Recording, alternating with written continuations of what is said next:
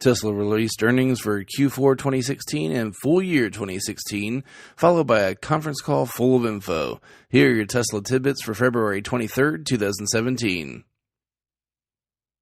Let's start with the most important thing that can be gleaned overall from the call. Model 3 is on time. Very much on time. Many customers will get their cars this year on time. My personal spot on the reservation list is somewhere between 198,000 and 232,000, based on Elon's tweets of the reservation count increasing.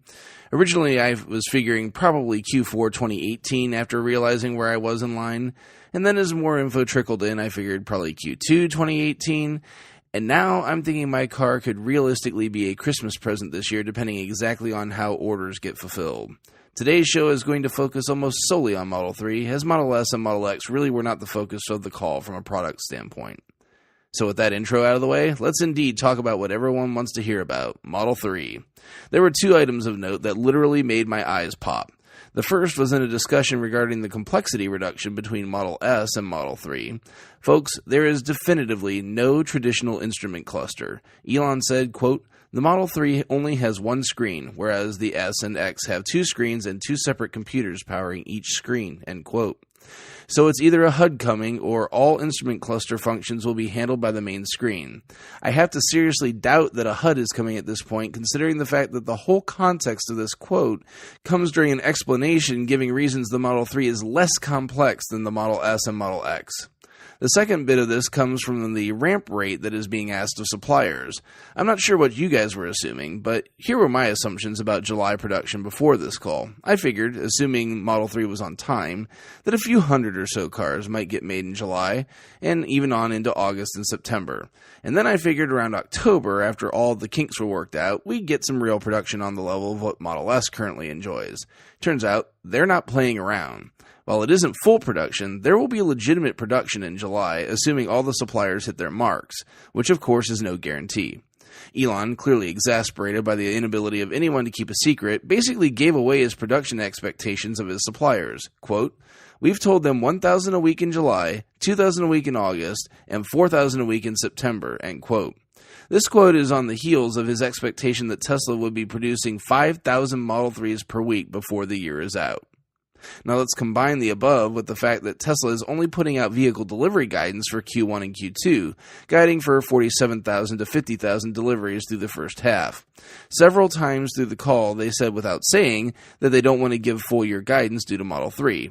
Whether this is Model 3 impacting delivery of Model S and Model X, or whether this is just due to them being unable to truly predict how many Model 3s they can deliver is unknown. I have to think that this is likely a bit of both. Coming a bit full circle back to point one, Elon was asked if what we've seen is a pre-production version of the car, or if that's the version that is planned to be fully produced. And if it wasn't the final version, when we'll get to see that final production car.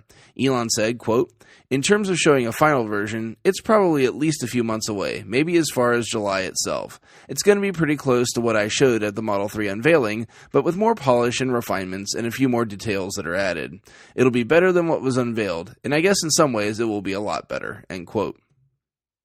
Lastly, after successfully dodging the question once, somebody finally pinned down Elon on when we can expect the design studio to open for Model 3. He said, quote, "Probably going to be pretty close to production. We'll open it internally because the first cars will go to Tesla employees." And then we have some inaudible audio, and he comes back saying, "So we can experience any challenges before customers do.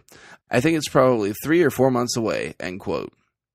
Hopefully, we'll get some employee leaks of the design studio so we can see what the car will cost us fully configured soon, but sadly, it looks like none of us should be expecting to be getting any invites before July. Today's show is brought to you by Tesla's investor relations site at ir.tesla.com. Thanks to Teslarati and Electrek for digging up much of the news I usually report on each show. If you get some value out of what I do each day, please consider supporting me at patreon.com/Tesla Tidbits.